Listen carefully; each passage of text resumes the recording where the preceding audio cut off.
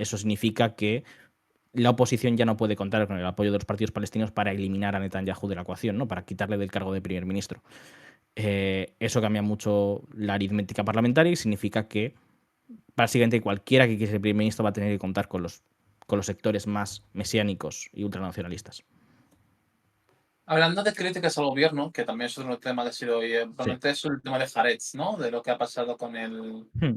no sé si es el dueño o es el director, no estoy seguro.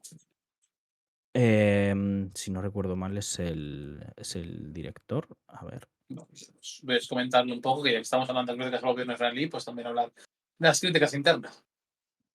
Sí, a ver. Publisher. No sé si eso se traduce como director, la verdad. Em, mm, un momento. Lo tengo aquí. Vale. Y vale, pues sí, el director, yo diría, no sé cómo. Editor, veo que se pone. Bueno, pues el editor de Haaretz ha hecho una, digamos, una. No, quizás decir que Haaretz es Sí. uno de los periódicos más, bueno, más importantes, desde el más viejo, creo, de hecho, de los que está Hmm. ahora mismo en circulación en Israel, creo que es de 1918 o algo así, había parecido leer. Y Sí, que, creo bueno, recordar que es el. es el tercero, lo he Sí. visto buscando datos, es el Ujú. tercer periódico más grande de Israel. Ujú. Perdona, yo. Sí, el más grande no es, pero es el más antiguo, si no recuerdo mal, ¿eh? Y evidentemente, digamos, es el periódico más crítico dentro de los grandes periódicos de Israel y de los grandes periódicos, digamos, mainstream. em, y tiene la línea, digamos, más liberal, tirando hacia la izquierda, depende de, bueno, de distintos periodistas, ¿no? Pero es el que permite eso, voces más críticas dentro de sus reportajes. Y Amos Schocken, que es el editor del periódico, pues ha hecho dentro de, eh, no sé, una conferencia de periódicos que ha dado, pues ha hecho declaraciones muy duras contra el gobierno, diciendo que había que sancionar a los líderes israelíes que estaban incumpliendo el derecho internacional y que esa sería, digamos, la única forma de conseguir obligar al gobierno que se plantease pues, la solución de los dos estados y de salvar a Israel, que es lo que les preocupa, evidentemente. Es decir, no, es un sector de la sociedad que está muy preocupado por la deriva que está tomando el país y por su situación dentro de ese país. Es decir, sobre la propia censura sobre medios, el cierre, posible cierre de periódicos. Es decir, poco a poco, digamos que las cosas que se les hace a los palestinos, esa represión se ha ido, digamos, volviendo sobre parte de la sociedad israelí. Esto lo estamos viendo en las protestas, esto lo vamos viendo en las detenciones también incluso, ¿no? Entonces, hay un sector importante, digamos, de la sociedad israelí que está preocupada en que incluso es que hablan de un posible golpe de Estado. Hay periodistas israelíes que hablan de que Netanyahu está tomando todo el poder, que el poder se está concentrando en el gobierno, que básicamente no hay independencia judicial, que están buscando terminar con el Tribunal Supremo y que básicamente piensan que es posible que el país, en sus términos, ¿no? Evidentemente liberales, ¿no? Pero que piensan que el país puede descender en una dictadura. Entonces hay que entender las críticas enmarcadas en ese contexto.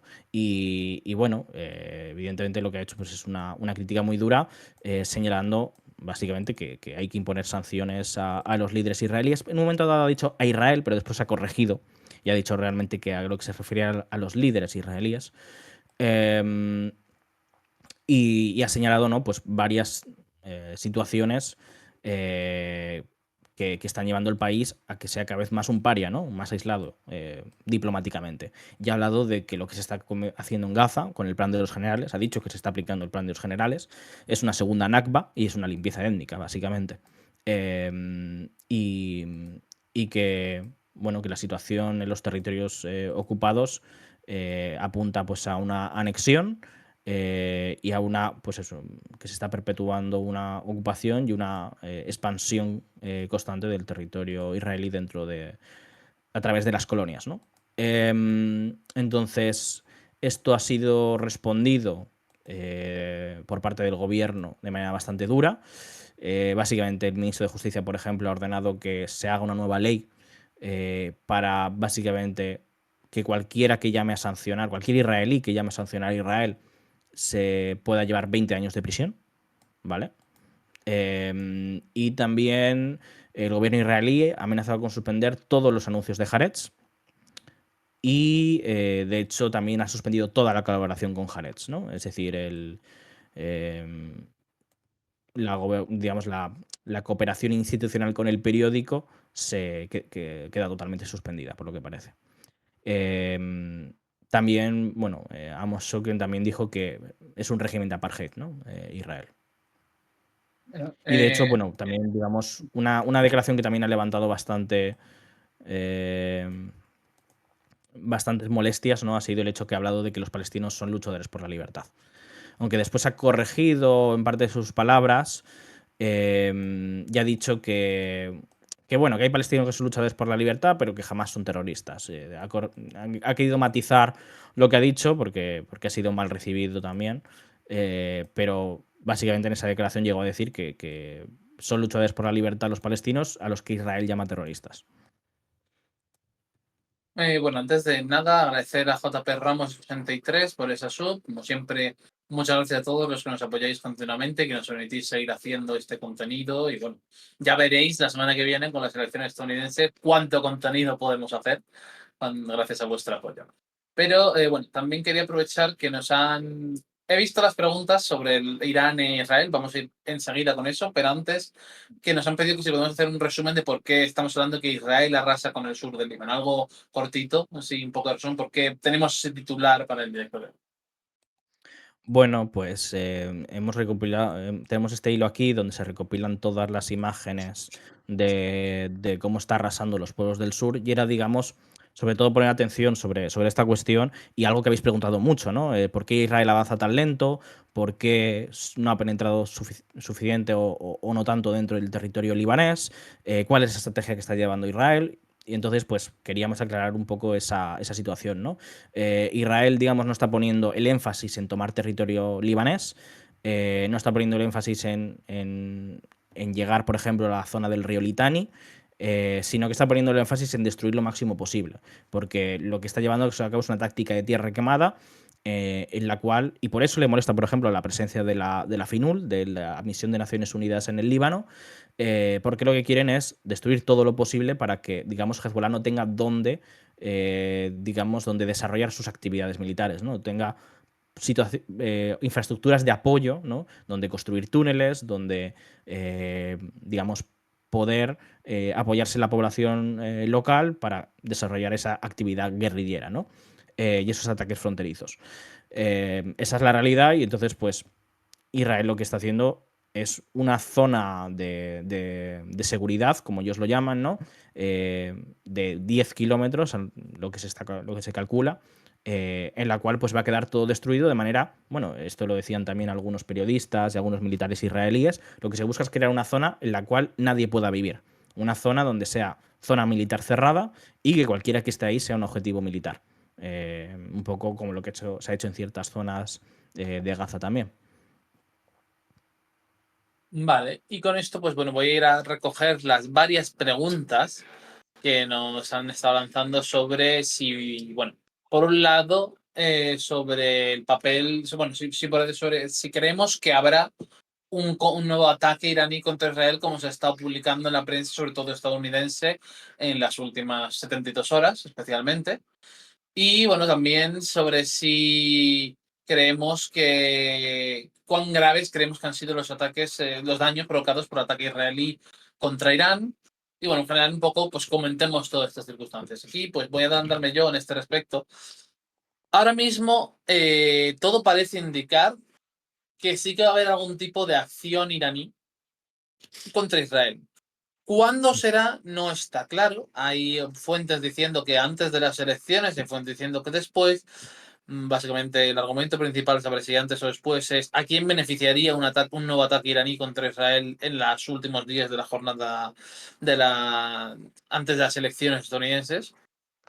Es un tema a debatir realmente, ¿no? Pero desde luego los iraníes particularmente no tienen mucho interés en que Donald Trump salga reelegido, han tenido una muy mala relación con él en su anterior mandato y en consecuencia, pues se está quizá hay consideraciones sobre cuándo realizar el ataque. También se rumorea si va a ser un ataque directo de Irán o algo a través de los proxies, no está claro del todo, pero está todo en el aire. Respecto al nivel de daños que han podido realizar los israelíes en ataque contra Irán, hay muchos rumores, muchos reportes basados en supuestas fuentes de inteligencia y pocas pruebas, que es algo que personalmente es el principal punto que destacaría en este sentido. Ha sido un ataque contra, como hablamos ya muchas veces antes de que se realizase, ¿no? Contra objetivos mayormente militares, contra radares, contra instalaciones relacionadas con la industria militar iraní, contra etcétera. Pero hasta cuán graves han sido los daños es algo que por el momento yo sigo siendo un poco escéptico a tomarme ninguna versión totalmente a pecho. Pero sí que podemos decir que un cierto grado de gravedad han debido de tener, primero por los muertos confirmados y segundo por el hecho de que salió el Khomeini a decir que no debemos ni sobreestimar ni subestimar los daños provocados por el ataque israelí. Debemos tenerlos en cuenta seriamente para que los militares tomen la decisión de cómo responder a este ataque. Esa es una declaración que hace unos días y en consecuencia, pues tenemos que afirmar que algo sí que ha habido de gravedad en ese sentido. Así que, bueno. Ángel, ¿quieres comentar tú sobre esta cuestión algo? Bueno, lo que se está hablando del ataque iraní, ¿no? Quizá lo más relevante es que se está hablando de un ataque quizá indirecto, ¿no? A través de Irak. No sé si quizá a través de las propias milicias en Irak o con apoyo de las milicias, pero también la Guardia Revolucionaria en Irak.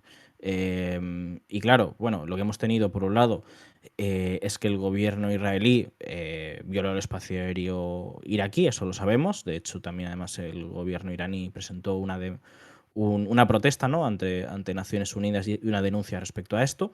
También el gobierno iraquí, digamos, ha denunciado, tanto el gobierno iraquí como el gobierno regional iraquí, digamos, esa violación de su espacio aéreo. Claro, ahora después, si Irán hace el ataque desde el territorio iraquí, estará por sabérsenos si realmente Irak ha dado autorización para algo similar. En principio no debería de ser así. No es la línea que ha tomado hasta ahora el gobierno iraquí, pero bueno, es lo que se está hablando, digamos, de distintos medios, ¿no? Desde Axios, por ejemplo, es uno de los medios así importantes que suelen tener información de inteligencia israelí a través del periodista Barak Ravid. También es el caso del New York Times, que está hablando en ese sentido, de medios estadounidenses, o de CNN, de que va a haber pues eso, un ataque iraní, que ya habría autorización, ¿no? del propio líder supremo Ali Khamenei.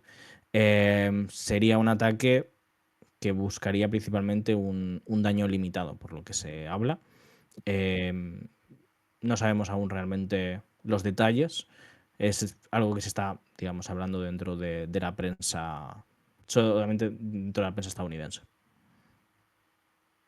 También está quien dice, como nos comentan por el chat, que el tema de si lo van a realizar proxies es un tema para justificar un posible ataque preventivo contra los mismos de parte de Estados Unidos e Israel.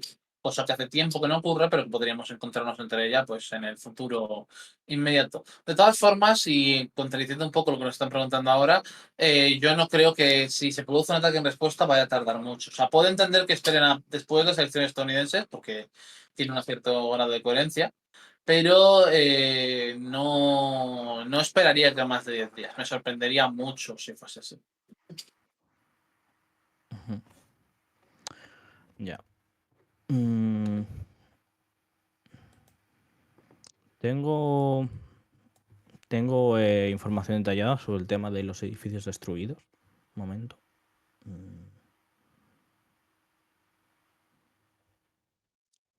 A ver. Casi una cuarta parte de todos los edificios en las ciudades y pueblos cercanos a la frontera de Israel han sido dañados o destruidos. La gran mayoría desde la invasión de israelí del 1 de octubre, según datos de análisis satelitales del Washington Post. Y en las aldeas libanesas fronterizas, al menos 5.868 edificios han quedado en ruinas, el 80% de ellos desde el comienzo de la misión. En algunos lugares, como las aldeas de Ait al-Sab y Kafar Kila, casi todas las estructuras han sido desaparecidas. Muchos centros de aldeas han sido borrados. Nos hace una pregunta muy amplia, Ander, alguien que ha participado por primera vez en el chat, así que quizás es un oyente nuevo. ¿Por qué están en guerra? ¿Qué es lo que quiere cada uno de los bandos? Tienes 10 minutos. A ver, ¿Cada uno de los bandos dónde? creo que se refiere tanto a Israel y a Irán, creo. Israel, Irán, Sí, los grandes bandos. sí. Eh, a ver, yo creo que podemos hablar quizá de la estrategia que puede estar empleando cada bando. Es decir, Israel no le interesa una guerra larga, esa es la cuestión. Nos Porque confirman que sí, a Israel, los grandes. Que por qué están en guerra los grandes. sí. Bienvenido. Israel tiene el problema de que no puede pelear una guerra larga. Es decir, no tiene los recursos para mantener una guerra de desgaste. Y ya lo está sufriendo.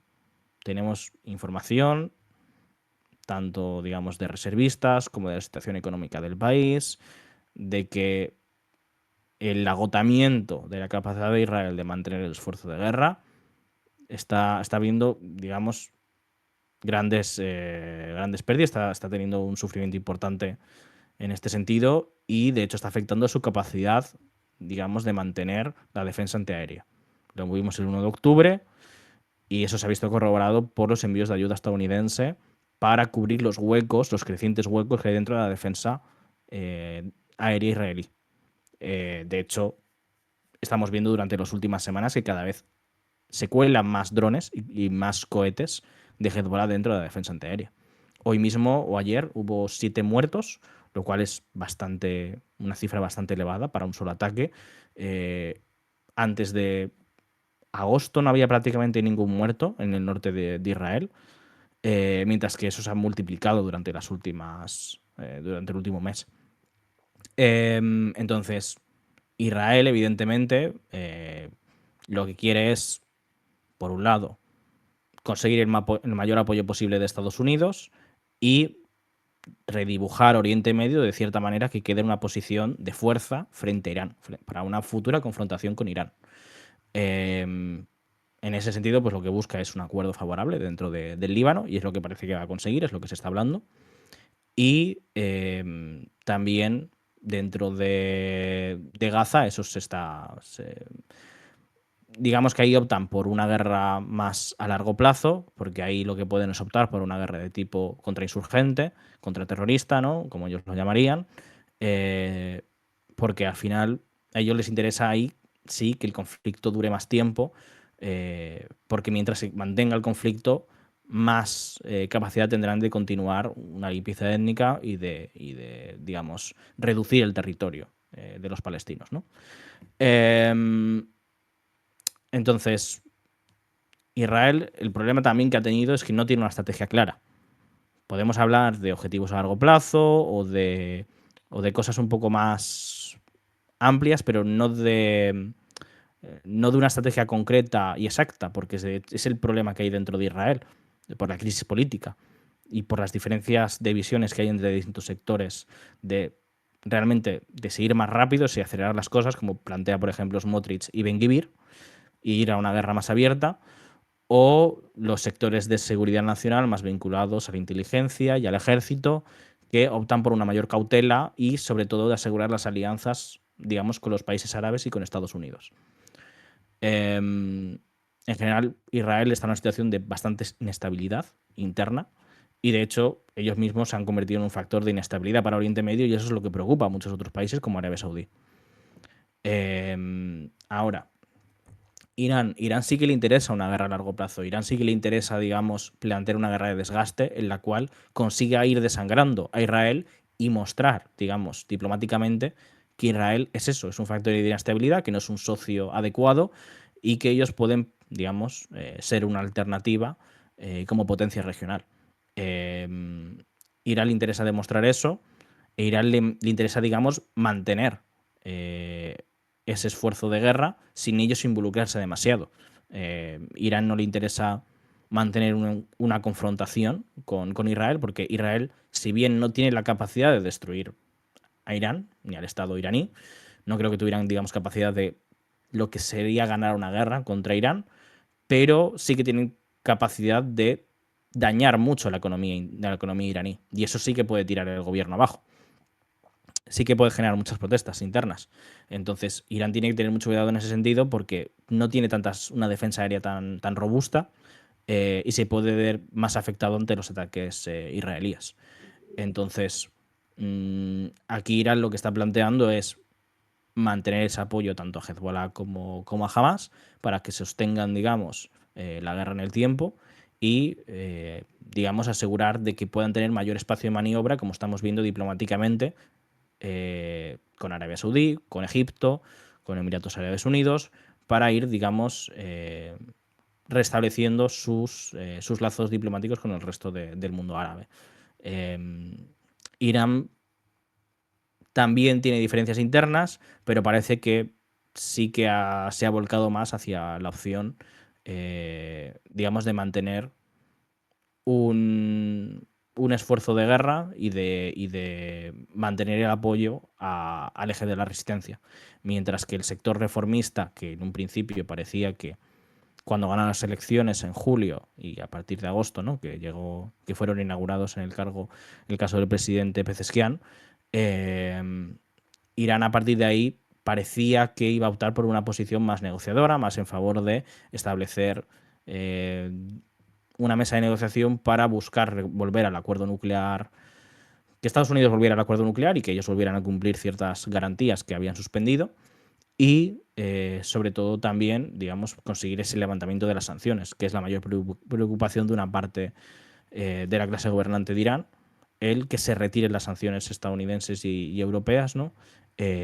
Para que la economía se recupere. El problema es que Israel y Estados Unidos han dado muy poco margen de maniobra, han demostrado, digamos, estar dispuestos a ir más lejos, a superar otras líneas rojas, y por lo tanto Irán se ha orientado ahora cada vez más hacia una alternativa que hasta cierto punto parece que puede ser Rusia. El problema es que Rusia tampoco ha respondido exactamente como quizá todos en Irán esperaban, y hay cierto descontento en Irán con respecto a que Rusia no está mostrando el suficiente compromiso. Aquí, pues bueno, podríamos ver que Irán intenta plantear digamos, un eje alternativo a través de Rusia y de China frente a Occidente y que está apostando por eso en tanto que ha abandonado la posibilidad de una negociación con Occidente. Al menos por ahora. Pero nada es absoluto, ¿no? Y evidentemente yo creo que habrá cierta reordenación a partir de las elecciones estadounidenses y puede ser que se impongan ciertos saltos al fuego, especialmente más en relación con Oriente Medio, quizá no con Palestina, y ahí habrá margen para volver a hablar de negociaciones por parte de Irán. Igualmente Irán, como digo, creo que precisamente su objetivo, su estrategia en este contexto es jugar en favor del desangramiento de Israel en la guerra, seguirá manteniendo esos apoyos hacia el eje de la resistencia y, mientras aprovechar, digamos, el capital político que obtienen a partir de ahí para ampliar su espacio de influencia diplomáticamente.